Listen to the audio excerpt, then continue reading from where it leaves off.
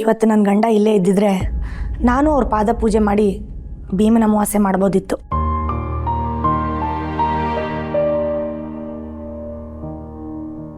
ಯಾಕೆ ಯೋಚನೆ ಮಾಡ್ತೀರಾ? ಅದಕ್ಕೆ ನಿಮ್ಮ ಗಂಡಂಗೆ ಒಳ್ಳೇದಾಗಲಿ ಅಂತ ನೀವು ಎಲ್ಲೇ ಇದ್ಕೊಂಡು ಬೇಡ್ಕೊಂಡ್ರು ಅದು ಅವ್ರಿಗೆ ತಲುಪುತ್ತೆ. ಅಕ್ಕ, ಭಾವ ದುಡಿಯೋಕ್ಕಲ್ವ ಹೋಗಿರೋದು. 4 ಕಾಸು ಸಂಪಾದನೆ ಮಾಡಿಕೊಂಡು ಬುದ್ಧಿ ಕಲ್ಕೊಂಡು ಬರ್ತೀನಿ ಅಂತ ಹೋದಾಗ ನೀ ಈ ಥರ ಎಲ್ಲ ಮಾತಾಡೋದು ಸರಿ ಹೋಗಲ್ಲ ಅಕ್ಕ. ಕೊರಗಬೇಡ ಹಿಂಗೆ ನೀನು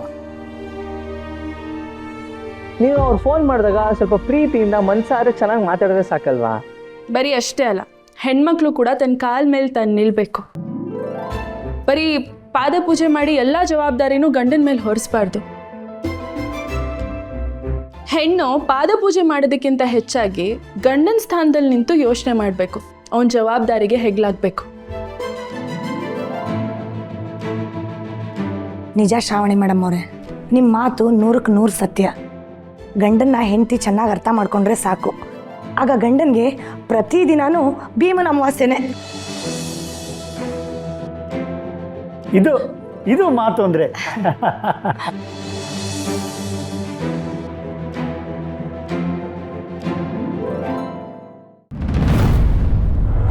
ಸರ್, ರಿಪೋರ್ಟ್ಸ್ ರೆಡಿ ಇದೆಯಾ?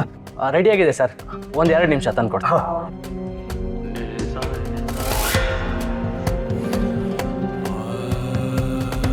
ಆ ಶ್ರಾವಣಿದು ಬರ್ತಾ ಅತಿ ಆಗ್ತಿದೆ. ಎಲ್ಲ ರೀತಿಯಿಂದನೂ ನಮ್ಮನ್ನ ಸೋಲಿಸ್ಬೇಕು ಅಂತ ಕಾಯ್ತಾ ಇದ್ದಾಳೆ. ಮಾಮ್ ಅವಳನ್ನ ಎಷ್ಟೇ ಸಲ ಸಿಕ್ಕಾಕ್ಸೋದಕ್ಕೆ ಪ್ರಯತ್ನ ಪಟ್ಟರು ಒಂದಲ್ಲ ಒಂದು ರೀತಿ ತಪ್ಪಿಸ್ಕೊಂಡು ತಪ್ಪುಗಳನ್ನೆಲ್ಲ ಮಾಮ್ ಮೇಲೆ ಹಾಕ್ತಿದ್ದಾಳೆ. ಸೊ ಸಾಲದು ಅಂತ ಎಮೋಷ್ನಲ್ ಆಗಿ ನನ್ನ ಡೈವರ್ಟ್ ಮಾಡಕ್ ನೋಡ್ತಿದ್ದಾಳೆ. ಈಗ ಈ ರಿಪೋರ್ಟ್ಸ್ ತಗೊಂಡು ಅವಳ ಮುಖದ ಮೇಲೆ ಎಸ್ತು ತಾಯಿ ಮಗನ್ನ ದೂರ ಮಾಡಕ್ ಬರಬೇಡ, ನಿನ್ನ ನಾಟಕಗಳೆಲ್ಲ ನನ್ನ ಹತ್ರ ನಡೆಯಲ್ಲ ಅಂತ ಹೇಳ್ತೀನಿ. ಅಷ್ಟಕ್ಕೂ ರಿಪೋರ್ಟ್ಸ್ ಬರೋವರೆಗೂ ಕಾಯೋದ್ಯಾಕೆ? ಹೇಗಿದ್ರು ರಿಪೋರ್ಟ್ ಬರುತ್ತಲ್ವ, ನಾನೇ ಕಾಲ್ ಮಾಡ್ತೀನಿ.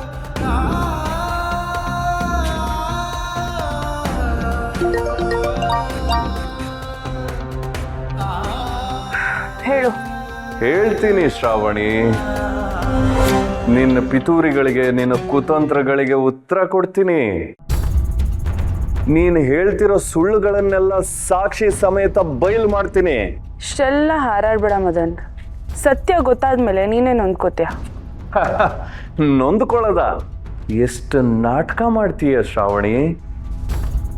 ನನ್ನ ಸಪೋರ್ಟ್ ಇದ್ರೆ ಮಾಮ್ ಗೆದ್ದೇ ಗೆಲ್ತಾಳೆ. ನನ್ನನ್ನ ಮಾಮ್ನ ದೂರ ಮಾಡಬೇಕು ಅಂತ ಈ ರೀತಿ ಕತೆ ಕಟ್ತಿದೀಯಾ? ಇದೆಲ್ಲ ನಂಗೆ ಅರ್ಥ ಆಗಲ್ಲ ಅನ್ಕೊಂಡಿದೀಯಾ? ಏನು, ನಿನ್ನ ಸಪೋರ್ಟಿಂದ ವಿಜಯಾಂಬಿಕಾ ಗೆಲ್ತಾಳ? ಕನ್ಸ್ ಕಾಣ್ತಾ ಇದೆಯಾ ಮದನ್? ಕೆಟ್ಟ ದಾರಿ ಹಿಡಿದು ಅವಳಿಗಾಗ್ಲೇ ಪಾತಾಳ ಸೇರಿದಾಳೆ. ನೀನು ಅವಳ ಜೊತೆ ಇದ್ರೆ ನೀನು ಪಾತಾಳಕ್ಕೆ ಹೋಗ್ತೀಯ ಅಷ್ಟೆ.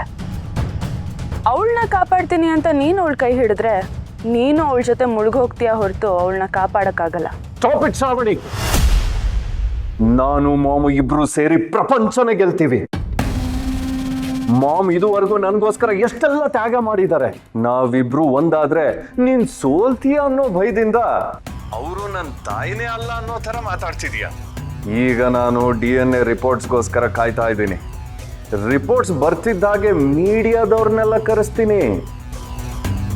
ನೀ ಹೇಳಿರೋ ಸುಳ್ಳು ಕಥೆಗಳನ್ನೆಲ್ಲ ಅವ್ರ ಮುಂದೆ ಬಿಚ್ಚಿಡ್ತೀನಿ.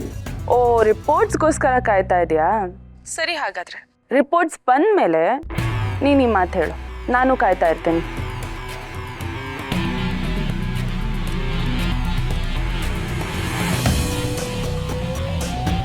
ತಗೊಳ್ಳಿ ಸರ್ ರಿಪೋರ್ಟ್ಸ್.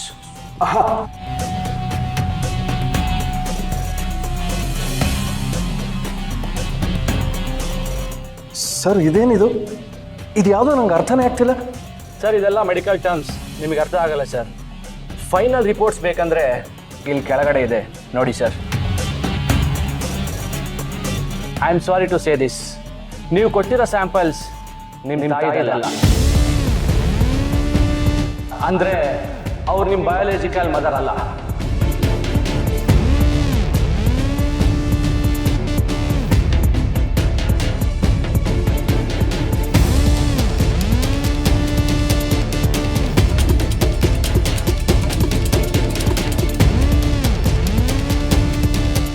ಯಾರಿಗೋಸ್ಕರ ತನ್ನ ಜೀವನನೇ ಮುಡಿಪಾಗಿಟ್ಟಿದ್ಯೋ ಅವಳು ನಿಮ್ಮ ತಾಯಿನೇ ಅಲ್ಲ. ನಿನ್ನನ್ನು ಅವಳು ಬಳಸ್ಕೊಂಡಿದ್ದಾಳೆ ಹೊತ್ತು ಯಾವತ್ತೂ ಪ್ರೀತಿಸಿಲ್ಲ.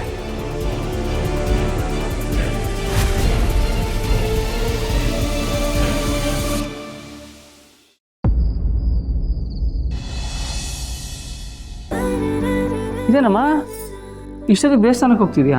ಇವತ್ತು ದೇವಸ್ಥಾನದಲ್ಲಿ ವಿಶೇಷ ಪೂಜೆ ಇದೆ, ರಾತ್ರಿ ಭಜನೆನೂ ಇದೆ. ಅದಕ್ಕೆ ಶ್ರಾವಣಿ ಅಮ್ಮನ ಹೆಸರಲ್ಲಿ ಅರ್ಚನೆ ಮಾಡ್ಸಕ್ಕೆ ಹೋಗ್ತಾ ಇದ್ದೀವಿ. ಹೌದಾ?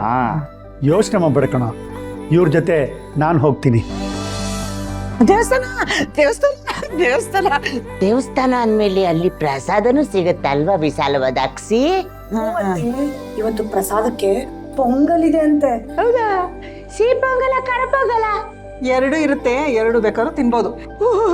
ಸರಿ ಸರಿ ಸರಿ ಸರಿ.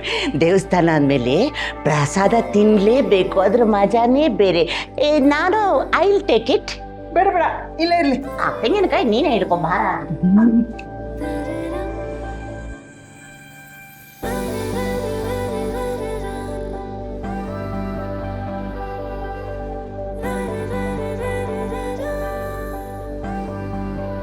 ಇದೇನು ಮೇಡಮ್, ಏನೋ ನೋಟ್ ಮಾಡ್ಕೋತಾ ಇದ್ದೀರಾ? ಹೌದು ಸುಬ್ಬು, ಎಲ್ಲೆಲ್ಲಿ ಪ್ರಚಾರ ಆಗಿದೆ, ಎಲ್ಲ ರಿವ್ಯೂಸ್ ಹೇಗಿದೆ ಅಂತ ನೋಟ್ ಮಾಡ್ಕೋತಾ ಇದ್ದೆ. ಮದನ್ ವಿಷಯ ಏನಾಯ್ತು ಮೇಡಮ್?